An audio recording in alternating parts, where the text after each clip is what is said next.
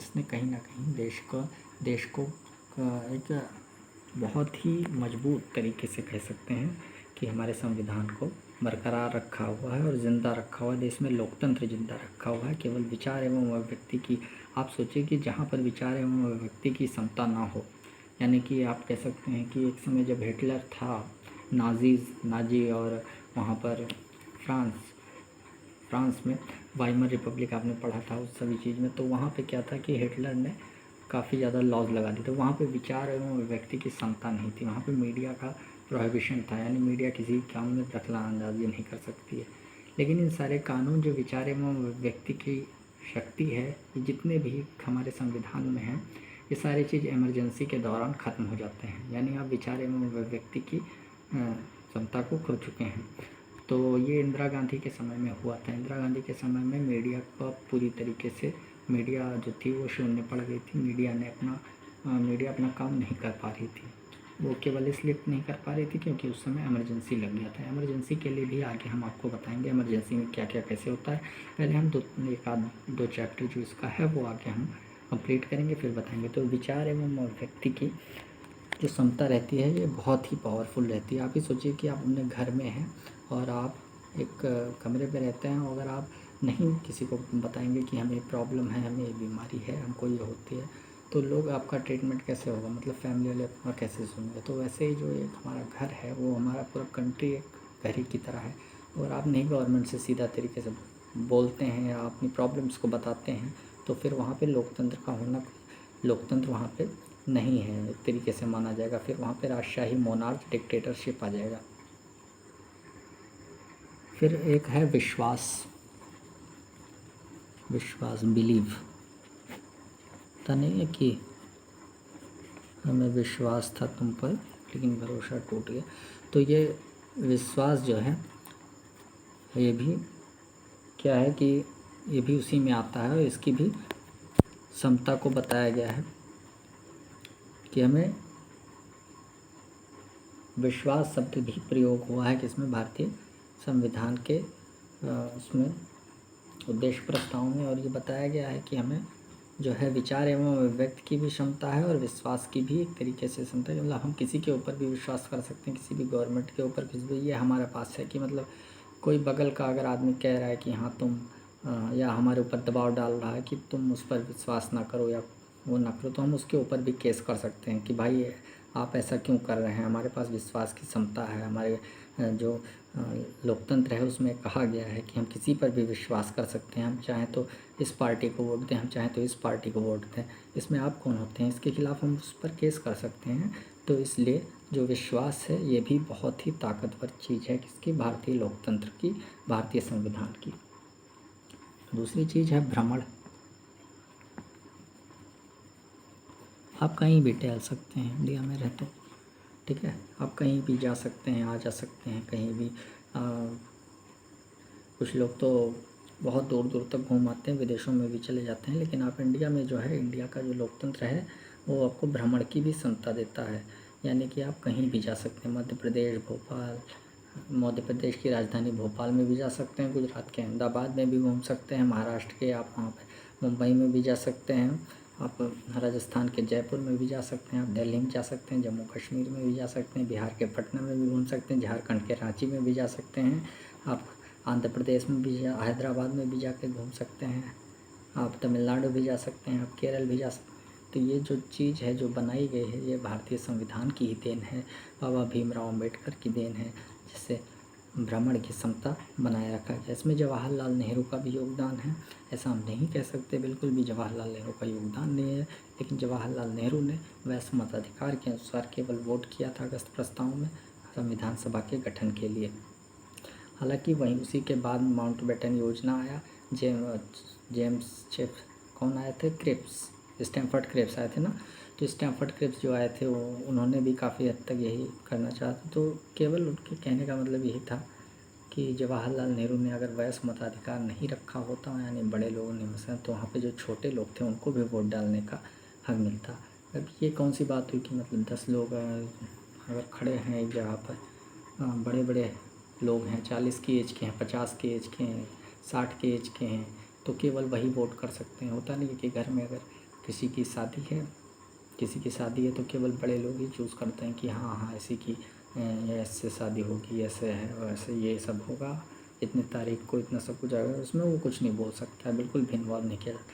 तो वैसे था कि 25-30 साल के लोगों को उस समय नेगलेक्ट रखा गया था। एकदम से आप कुछ नहीं बोल सकते, आप कुछ नहीं कर सकते, आप एकदम से बुद्धिहीन हैं, आप कुछ नहीं बोल सकते। ये जवाहरलाल नेहरू का ही देन था जो वहाँ से उठा था, और उसी कारण से थोड़ा हमारे देश के बंटवारे पर भी असर पड़ा, जो बाद में लोग बहुत निराश हुए इन सारी चीज़ों से।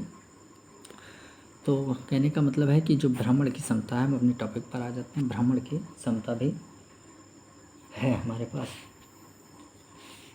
संगठन बनाने की क्षमता,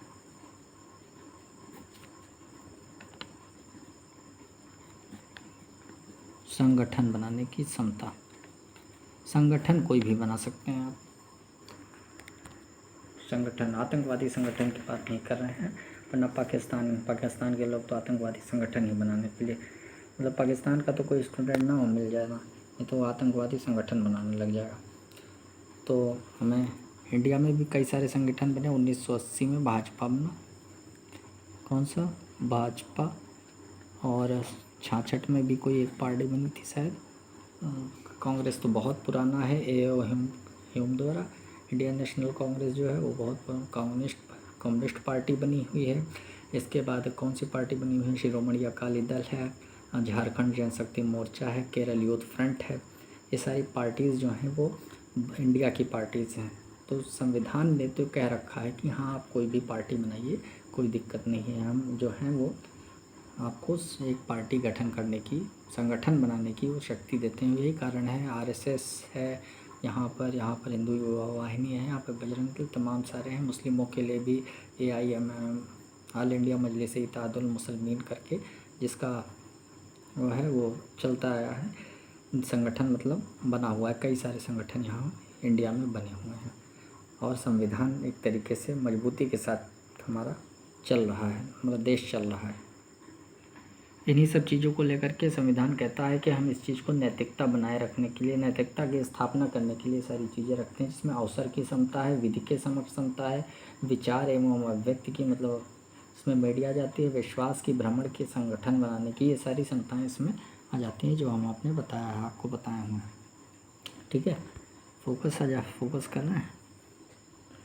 देखिए आराम से पढ़िए, आराम से आपको बताते हैं। कोई भी वीडियो अगर आपको लगे कि हम बहुत स्लो पढ़ा रहे हैं तो आप इसकी स्पीड तेज़ कर सकते हैं। स्पीड में बोलते चले जाएंगे, बगल से आप स्पीड टैप करके तेज़ कर लीजिए, 1.75 कर लीजिए या 2 कर लीजिए, जो कुछ भी हो पाए आप कर लीजिए, और आराम से इसको सुनिए। वीडियो आपको याद हो जाएगा। जो मेरा फोकस यही है कि NCERT आप पहले पढ़ें, NCERT के बाद ही M लक्ष्मीकांत से मैं पढ़ा रहा हूँ, उसका कंक्लूज़न दे रहा हूँ। लेकिन अगर आपको मौका मिले तो एक बार किताब पढ़िएगा। बाकी तो ये है, आप एक बार वीडियो देख लेंगे तो आपको ज़रूरी चीज़ याद रहेंगे बिल्कुल। और जैसे इसमें डेट्स याद करने वाला है, इसमें कौन अध्यक्ष थे, कैसे, मतलब मोस्टली जो चीज़ रहेगी वो आपको पता चल जाएगी, हम बता दिया करेंगे वहाँ पर, आपको बहुत ज़्यादा टेंशन लेने की ज़रूरत नहीं। 22 जनवरी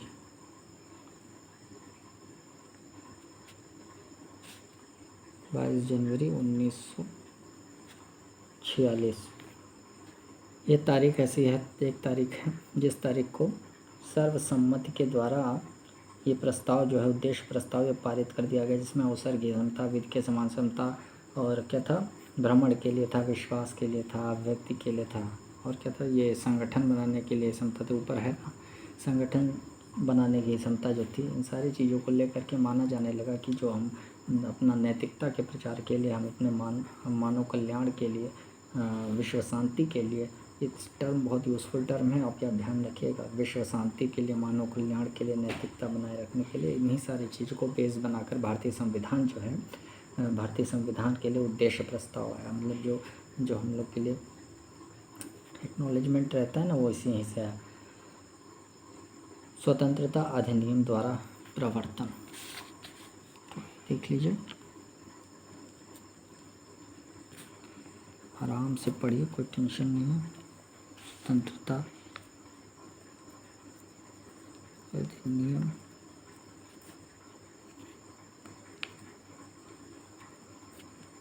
प्रवर्तन, ठीक है। तो ये क्या था, इसमें 3 परिवर्तन हुए, मतलब 3 चेंजेस लाए गए। किसमें, संविधान सभा का जो उद्देश्य था उसके बाद में 3 परिवर्तन लाए गए। इसमें कौन कौन सा था कि इस अधिनियम ने सभा को ब्रिटिश संसद द्वारा भारत के संबंध में बनाए गए किसी भी कानून को समाप्त करने, मतलब ये जो अधिनियम आया, मतलब चेंज करने वाला, इसमें क्या बताया गया कि जो भारतीय संविधान सभा की जो समिति मतलब गठन हुई थी उसको एक अधिकार है, और अधिकार ये है कि वो जो ब्रिटिश राजशाही थी यानी ब्रिटिश राज था उसके किसी भी कानून को वो ख़त्म कर सकता है। यानी कि नए संविधान सभा ने ये बताया कि जो पुराने कानून नियम थे वो सारे ख़त्म किए जा सकते हैं, क्योंकि जो हमारा संविधान है वो संप्रभु है, स्वतंत्र है। तो यानी कि जाहिर सी बात है कि पुराने कानून ख़त्म हो जाएंगे। तो उसने कहा, ये बताया कि हाँ ख़त्म हो जाएंगे, पहला था। दूसरा क्या है ये जान लेते हैं। स्वतंत्र भारत के लिए संविधान बनाना, और पहले तो यही था तो स्वतंत्र भारत के लिए संविधान बना, और दूसरा था कि देश के लिए आम कानून लागू करना। देश के लिए कानून लागू करना, केवल कानून नहीं कह सकते, आम कानून लागू करना। आम शब्द जो है ये सभी के लिए है, यानी देश में आम कानून लागू करना। पहला क्या था, फोकस करना पड़ेगा यार, ये पहला क्या था, संविधान का निर्माण।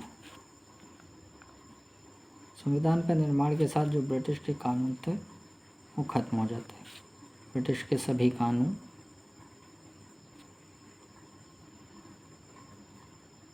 खत्म हो जाते हैं। ठीक है। नोट्स जो हमारे, एक चीज़ आपको बता देते हैं कि जो नोट्स रहेगा वो नीचे डिस्क्रिप्शन बॉक्स में हम डाल दिया करेंगे।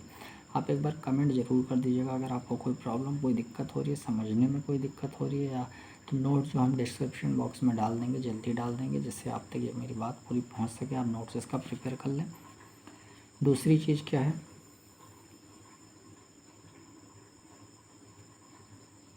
आम कानून।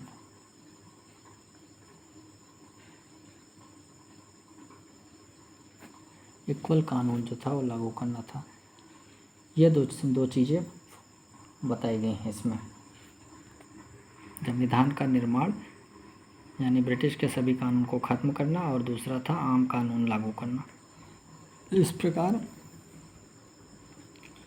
प्रकार जो संविधान सभा थी ये पहली संसद बनी। ये कहा जाता है कि जो संविधान की सभा है वो हमारी पहली संसद है। और इसकी अध्यक्षता के बारे में जान लेते हैं कि अध्यक्षता कैसे होती थी। तो इसकी अध्यक्षता 2 लोग करते थे, एक डॉक्टर राजेंद्र प्रसाद और जीवी मावलंकर जी। तो ये कभी कोई क्वेश्चन आ जाता है, जीवी मावलंकर और राजेंद्र प्रसाद, बहुत बुद्धिमान आदमी थे राजेंद्र प्रसाद जी। ऐसा माना जाता है कि उनके घर के सामने से बारात गुजर जाती थी लेकिन वो पढ़ा करते थे। तो जीवी मावलंकर और राजेंद्र प्रसाद, ये 2 नाम है। जीवी मावलंकर जब विधि टारगेट यानी विधि के लिए होता था तो जीवी मावलंकर अध्यक्षता करते थे, और जब संविधान सभा की बैठक होती थी तो कौन अध्यक्षता करता था, राजेंद्र प्रसाद। यानी जब कानून के लिए होता था विधायिका तो जीवी मावलंकर रहते थे, और जब संविधान सभा के लिए रहता था तो राजेंद्र प्रसाद बैठते थे। तो संविधान निर्माण का कार्य जो था वो उस समय पूरा हो चुका था। और उसके बाद क्या हुआ था कि 1946 में क्या हुआ कि मुस्लिम लीग जो थी उसने साथ छोड़ दिया। मुस्लिम लीग के लगभग लोगों ने, ज़्यादा से ज़्यादा लोगों ने, 389 सीट पहले थी, उसमें से लगभग कई लोगों ने मतलब सीट छोड़ दिया, और फिर वो 211 पर आ गई। यानी लोगों ने, मुस्लिम लीग, एक अलग संविधान, एक अलग देश की मांग के लिए वो चल पड़े। कई सारी रियासतें थीं, उसने भी साथ छोड़ दिया, लेकिन कोई फ़र्क नहीं पड़ा हम लोगों को। हम लोगों का देश हमेशा आगे था। हालांकि बंटवारा बाद में हुआ, लेकिन इस बंटवारे का बहुत सारा कारण हमारे देश के नेताओं को जाता है। अगर वो चाहते तो देश का बंटवारा नहीं होता, लेकिन उन्होंने केवल और केवल अपना सोचा और देश का भला अगर वो चाहते तो हाँ हमारे देश में काफ़ी अच्छे तरीके से संविधान बन जाता। लेकिन इसके बाद भी हम देखते हैं कि 389 सीटों जो थी उसमें 299 पर आकर गिर गई, और इस तरीके से हमारी संविधान सभा जो थी वो तैयार तो हुई, लेकिन आगे उसका प्रारूप भी तैयार हो गया, उद्देश्य प्रस्ताव तैयार हो गया, लेकिन क्या हुआ कि सदस्य जो थे वो घट गए, मुस्लिम लीग में चले गए लगभग। इसमें कुछ अन्य कार्य हैं, अन्य कार्य जान लेते हैं कि अन्य कार्य क्या हैं। कि इसमें 22 जुलाई 1947 को राष्ट्रीय ध्वज को अपनाया संविधान सभा ने जो था 22 जुलाई, लिख लीजिए 22 जुलाई कॉपी में लिखिए 1947 को राष्ट्रीय ध्वज अपनाया। क्वेश्चन आता है कि राष्ट्रीय ध्वज को कब अपनाया गया।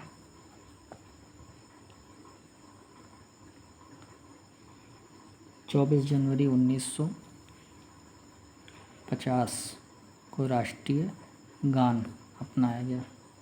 ठीक, 24 जनवरी 1950 को राष्ट्रीय